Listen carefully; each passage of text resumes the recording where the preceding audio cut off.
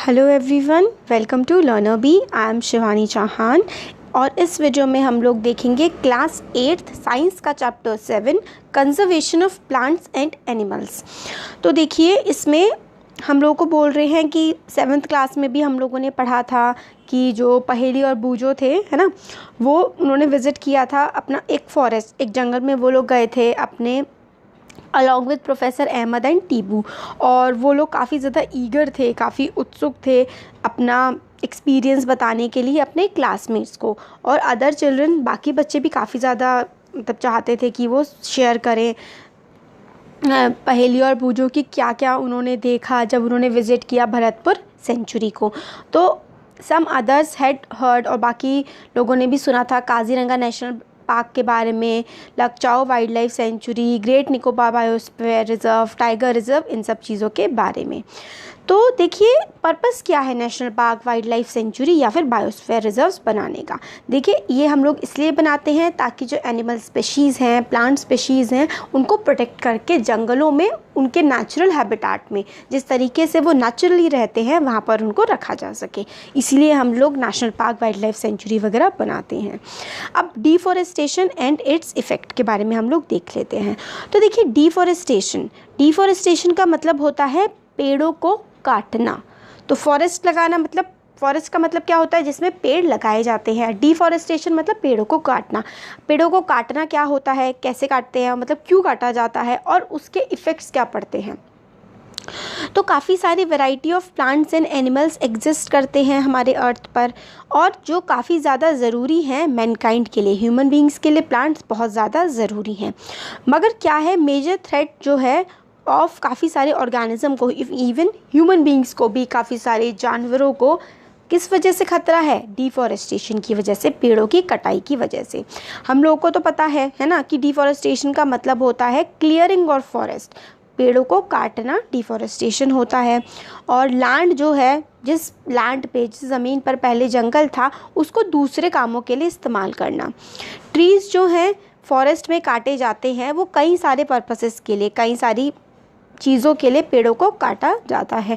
एक पर्पस होता है लैंड फॉर कल्टीवेशन, मतलब अब उस पर खेती बाड़ी की जाएगी जहाँ पर पहले जंगल था, घर बनाने के लिए, फैक्ट्रियाँ बनाने के लिए, और फर्नीचर बनाने के लिए। लकड़ी का फर्नीचर होता है ना, यूज़ किया जाता है फर्नीचर बनाने के लिए। लकड़ी को एज अ फ्यूल, लकड़ी जलाने के लिए, खाना पकाने वगैरह के लिए, इसके लिए भी इस्तेमाल किया जाता है। और कुछ नेचुरल कॉजेज़ हैं, मतलब अपने आप ही जो डिफॉरेस्टेशन कैसे होता है, फॉरेस्ट फायर लग जाती हैं, मतलब जंगलों में आग लग जाती है।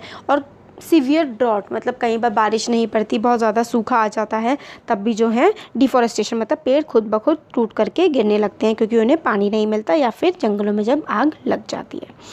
अब कॉन्सिक्वेंसेस क्या होते हैं डिफॉरेस्टेशन के, अभी हमने डिफॉरेस्टेशन देखा और डिफॉरेस्टेशन किस वजह से होता है वो देखा। अब क्या फ़र्क पड़ता है पेड़ों के कटने से या फिर डिफॉरेस्टेशन होने से।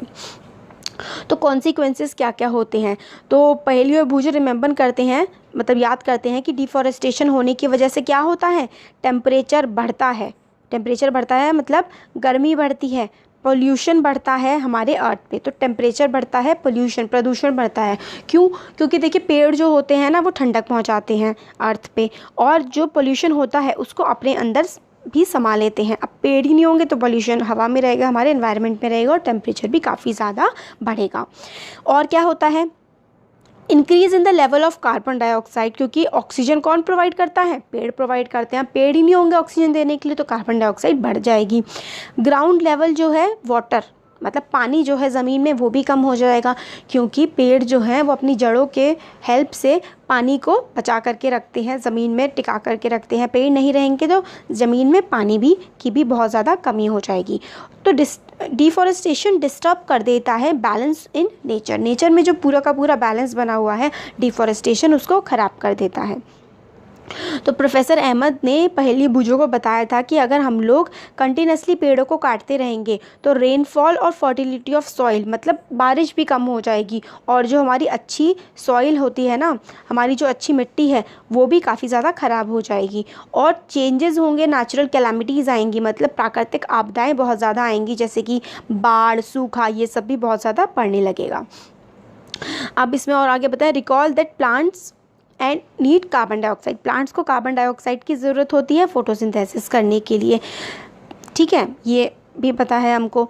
कुछ जो पेड़ हैं, फ्यूअर ट्रीज का मतलब है अब पेड़ हमें ऑक्सीजन देते हैं और कार्बन डाइऑक्साइड ले लेते हैं, तो कम ट्री होंगे तो एक तो वो हमें ऑक्सीजन नहीं दे पाएंगे, और दूसरी चीज़ कार्बन डाइऑक्साइड भी लेने के लिए कोई नहीं होगा, तो कार्बन डाइऑक्साइड की मात्रा हमारे एनवायरनमेंट में और भी ज़्यादा बढ़ने लगेगी। और इसकी वजह से क्या होगा, इसी की वजह से ग्लोबल वार्मिंग होगी।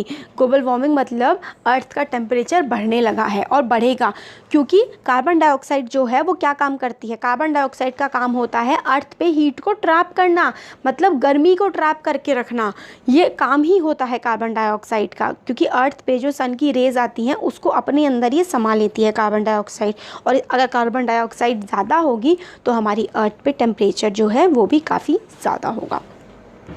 अब टेम्परेचर बहुत ज़्यादा बढ़ेगा तो अर्थ की वाटर साइकिल काफ़ी ज़्यादा ख़राब हो जाएगी, जिसकी वजह से क्या होगा, रेनफॉल कम हो सकती है, मतलब बारिश कम हो सकती है, बारिश कम करने से सूखा पड़ सकता है।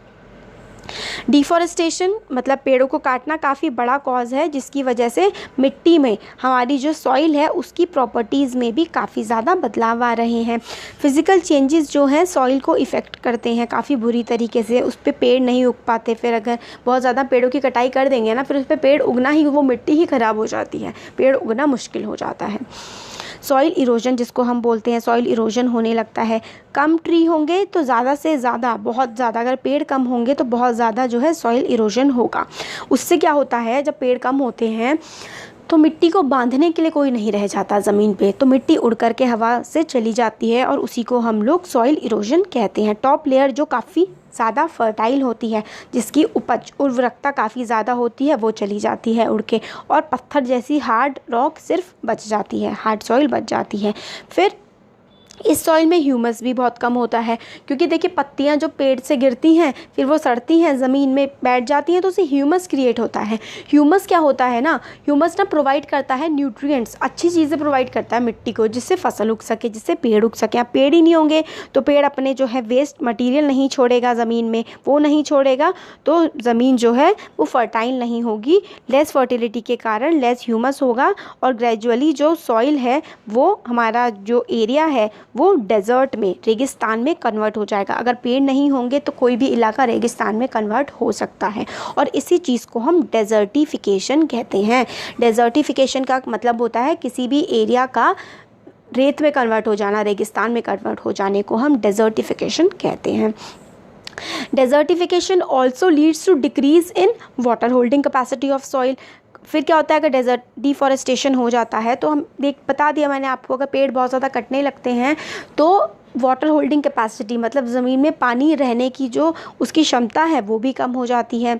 मूवमेंट जो है पानी का वो सॉइल से सरफेस की तरफ, ऊपर की तरफ आ जाता है। इनफिल्ट्रेशन रेट जो है वो कम हो जाता है, मतलब जैसे कि ज़मीन से ऊपर की तरफ आने में पानी को दिक्कत होने लगती है अगर पेड़ नहीं होते हैं। और क्या होता है, अगर बाढ़ आ गई, बहुत ज़्यादा बारिश पड़ गई तो पानी ज़मीन के नीचे नहीं जाता है, तो उससे क्या होता है, पानी ज़मीन के नीचे नहीं जाएगा तो बाढ़ आ जाएगी। तो डिफॉरेस्टेशन की वजह से बहुत सारी दिक्कतें होती हैं, ज़मीन के अंदर पानी कम हो जाता है, ग्राउंड वाटर लेवल गिर जाते हैं, और बाढ़ आती है क्योंकि पानी नीचे नहीं बैठ पाता, क्योंकि मिट्टी ख़राब हो जाती है अगर पेड़ नहीं होते हैं तो फिर क्या होता है, फ्लड्स भी आते हैं। और क्या होता है, सॉइल में न्यूट्रिएंट्स नहीं रहते अच्छे, उसका कंटेंट, टेक्सचर, सारी की सारी चीज़ें ख़राब हो जाती हैं। और क्यों, बिकॉज ऑफ डिफॉरेस्टेशन, पेड़ कटने की वजह से। और फिर इसमें यही है कि हम लोगों ने पहले भी पढ़ा था कि अगर पेड़ नहीं हम लोग जैसे काटना रोकेंगे तो किस तरीके से हमारी दुनिया पे असर पड़ेगा। ग्लोबल वार्मिंग होगी, डिफॉरेस्टेशन, डेजर्टिफिकेशन, ड्रॉट आएंगे, फ्लड्स आएंगे, तो बहुत बुरी हालत हमारी हो जाएगी अगर हम लोग पेड़ों को काटना बंद नहीं करते हैं तो। ठीक हो गया ये हमारा। अब हम conservation of forest and wild life. Forest को, जंगलों को कंजर्व करना, जंगलों को बचाना, जानवरों को बचाना, ये है हमारा। तो वही पहली बूझों को बताते हैं कि प्रोफेसर अहमद के साथ वो गए थे तो वो बात कर रहे थे कि किस तरीके से सेव किया जा सकता है जंगल को और जानवरों को। तो हमें ये येलो बॉक्स में जो चीज़ें रहती हैं काफ़ी इंपॉर्टेंट होती हैं, इनको हमें अच्छे से पढ़ना चाहिए। तो बायोस्फीयर रिजर्व जो है अर्थ का वो पार्ट है जिसमें लिविंग ऑर्गेनिज्म रहते हैं, है ना। बायोस्फीयर क्या होता है, देखिए, एक होता है हाइड्रोस्फीयर, ठीक है, एक होता है लिथोस्फेयर और एक होता है हमारा एटमॉस्फेयर, और इन सब के बीच में जहाँ पर लाइफ एग्जिस्ट कर सकती है उसको हम बायोस्फेयर बोलते हैं। तो बायोस्फेयर अर्थ का वो पार्ट होता है जहाँ पे लाइफ एग्जिस्ट कर सकती है। बायोलॉजिकल डाइवर्सिटी या फिर बायोडाइवर्सिटी का मतलब होता है कि हमारी अर्थ पर वैरायटी ऑफ ऑर्गेनिज्म एग्जिस्ट करें एक साथ और उनकी इंटर रिलेशनशिप हो आपस में और रिलेशनशिप हो एनवायरनमेंट के साथ। तो बायोस्फीयर का मतलब होता है ऐसा अर्थ का वो पार्ट जिसमें लिविंग ऑर्गेनिज्म जो है रह सकते हैं, लाइफ रह सकती है। बायोलॉजिकल डाइवर्सिटी का मतलब होता है कि अलग अलग तरीके के जीव जंतु दुनिया में रहे, जैसे इंसान रहें, शेर भी रहें, चीते भी रहें, टर्टल्स भी रहें, बर्ड्स भी रहें, बहुत सारे अलग अलग तरीके के ऑर्गेनिजम्स, अलग अलग तरीके के प्लांट्स सब रहें, तो उसको हम बायोलॉजिकल डाइवर्सिटी कहते हैं। डाइवर्सिटी का मतलब होता है भिन्नता, अलग होना। बायोलॉजिकल का मतलब होता है कि किसी चीज़ में जान हो, तो ऐसी बायोलॉजिकल डाइवर्सिटी अर्थ पर होनी चाहिए। और ये दिखाता है इंटर रिलेशनशिप, संबंध जो होता है हमारा सारे बाकी दूसरे ऑर्गेनिज्म से और हमारे आसपास के एनवायरनमेंट से। तो देखिए प्रोफेसर अहमद जो हैं वो उन्होंने organises a visit to biosphere reserve for Paheli Boojho and their classmates. तो बायोस्फीयर रिजर्व में जाने की एक विज़िट कराने की बात प्रोफेसर अहमद जो है करते हैं और एक ऑर्गेनाइज़ करते हैं। तो वो जो सेलेक्ट करते हैं जगह प्रोफेसर अहमद, वो सेलेक्ट करते हैं पचमढ़ी बायोस्फीयर रिजर्व। कहाँ पर है पचमढ़ी बायोस्फीयर रिजर्व? ये है हमारा मध्य प्रदेश में, ठीक है। तो अगर आप लोग कभी बायोस्फीयर रिजर्व में, नेशनल पार्क वगैरह में गए हैं तो आपको कैसा लगा? आप लोग अपना एक्सपीरियंस ज़रूर शेयर किए, मतलब करिएगा कमेंट सेक्शन, ठीक है। बताइएगा कि आपको कैसा लगा, आपने किस जगह आप गए थे, वो जगह कौन सी स्टेट में है, आपने कौन कौन से जानवर देखे और कैसा आपको लगा, ये सब ज़रूर बताइएगा। देखिए मैं आपको इतना पढ़ाती हूँ, आपके कॉन्सेप्ट्स क्लियर करती हूँ, तो जो बात मैं कहती हूँ वो भी तो आपको माननी चाहिए ना। ज़रूर बताइएगा कमेंट सेक्शन में, ठीक है। या फिर अगर आप नहीं गए हैं तो कहाँ पर जाना चाहेंगे। तो अब ये प्रोफेसर अहमद ऑर्गेनाइज़ करते हैं एक विज़िट पचमढ़ी बायोस्फीयर रिजर्व में पूरी क्लास के बच्चों के लिए। He knows that plants and animals found here are similar to the upper Himalayan peaks. तो जो पचमढ़ी बायोस्फीयर रिजर्व में प्लांट्स एनिमल्स मिलते हैं वो हिमालय की जो पीक में मिलते हैं ना प्लांट्स एनिमल्स, उनके जैसे ही हैं, और जो लोअर वेस्टर्न घाट्स में मिलते हैं उनके जैसे भी हैं। तो देखिए बीच में पड़ता है पचमढ़ी बायोस्फीयर रिजर्व, मध्य प्रदेश है, मध्य में पड़ता है ना। तो ऐसे प्लांट्स एनिमल्स भी मिल जाएंगे जो हिमालय में मिलते हैं और ऐसे भी मिल जाएंगे जो वेस्टर्न घाट में, मतलब इंडिया के सदर्न पार्ट में मिलते हैं। तो प्रोफेसर बिलीव करते हैं कि बायोडाइवर्सिटी यहाँ जो मिलती है वो काफ़ी ज़्यादा यूनिक है, काफ़ी अलग है पचमढ़ी बायोस्फीयर रिजर्व की। तो वो माधव जी जो हैं एक फॉरेस्ट के एम्प्लॉय हैं, जंगल में काम करने वाले हैं, वो कहते हैं कि बच्चों को गाइड करें, बच्चों को दिखाएं पूरा बायोस्फीयर रिजर्व। और फिर वो जो है एक्सप्लेन करते हैं कि किस तरीके से उन लोगों ने इस एरिया के बैलेंस को, बायोलॉजिकल बैलेंस को बना करके रखा है। बायोलॉजी, हमारा जो बायोलॉजिकल एनवायरनमेंट है वो कितना हमारे लिए इम्पॉर्टेंट होता है और वो हमारा नेशनल हेरिटेज है, मतलब हमारा राष्ट्रीय सम्मान की तरह है। माधव जी बताते हैं बच्चों को अपने पर्सनल एफर्ट्स, उन्होंने क्या क्या काम किए, सोसाइटी ने क्या क्या काम किए, गवर्नमेंट ने क्या क्या काम किए इस फॉरेस्ट को बचा कर रखने के लिए, फॉरेस्ट की मतलब अच्छे से इसको रखने के लिए। गवर्नमेंट काफ़ी सारे लॉज रूल्स वगैरह बनाती है, मेथड्स बनाती है, पॉलिसी बनाती है, मतलब पूरी चीज़ें बताती है कि किस तरीके से चीज़ों को कंजर्व करके रखा जा सकता है। Wild life sanctuary, national parks, biosphere reserves, ये सारे के सारे गवर्नमेंट ने बनाए हैं ताकि ये एरियाज़ को प्रोटेक्ट किया जा सके, जानवरों को और प्लांट्स को प्रोटेक्ट किया जा सके जो इस एरिया में रहते हैं। अब ये देखते हैं हम लोग कि wild life sanctuary, national park, biosphere reserves ये सब क्या होते हैं। तो ये जो येलो बॉक्सेस होते हैं ना काफ़ी इंपॉर्टेंट होते हैं, इनको हमें ज़रूर पढ़ना चाहिए।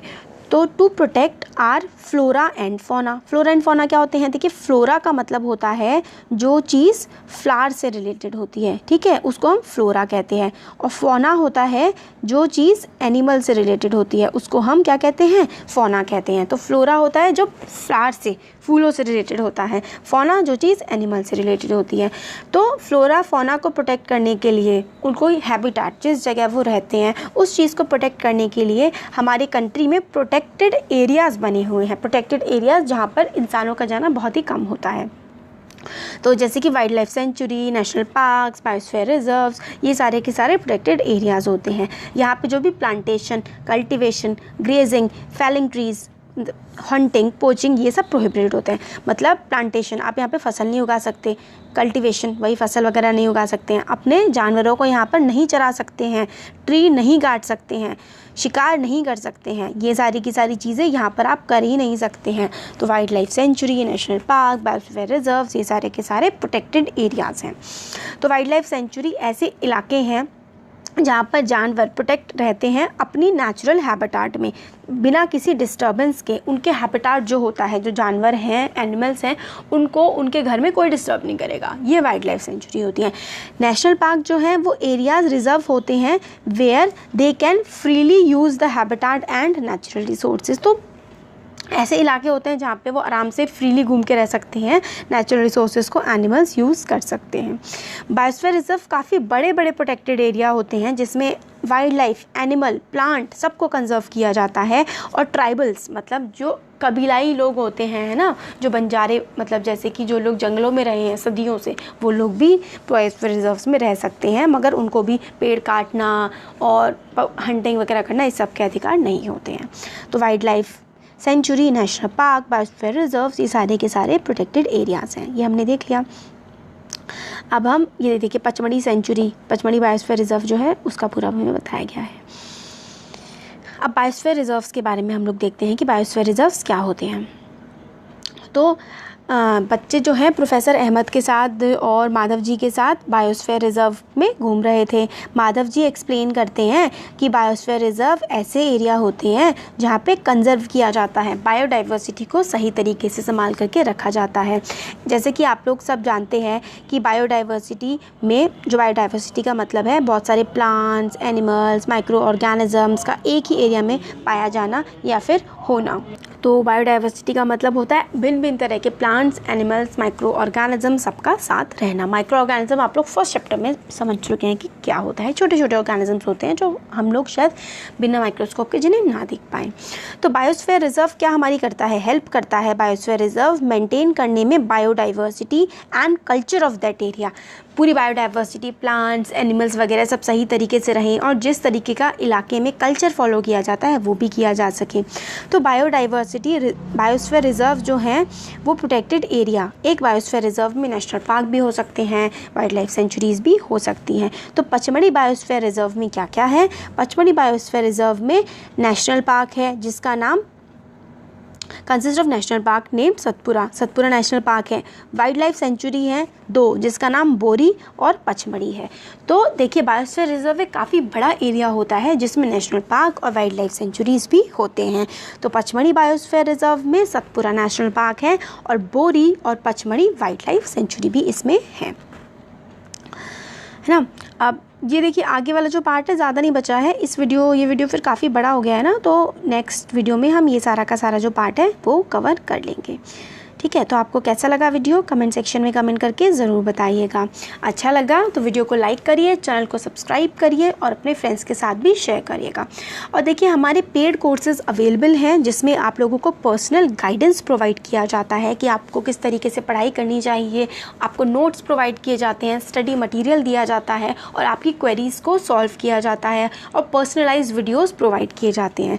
तो देखिए अगर आप उसको ज्वाइन करना चाहते हैं तो 8077703225 इस नंबर पर आप कॉन्टैक्ट कर सकते हैं। व्हाट्सएप पर आप मैसेज करिएगा पेमेंट डिटेल्स के लिए और किस तरीके से कोर्स को फॉलो किया जाता है उसके लिए। तो अगर आप चैनल को सपोर्ट करना चाहते हैं और चाहते हैं चैनल और आगे बढ़े या फिर आप मेरी पर्सनल गाइडेंस में पढ़ना चाहते हैं तो भी आप इस कोर्स को ज्वाइन कर सकते हैं। Thank you.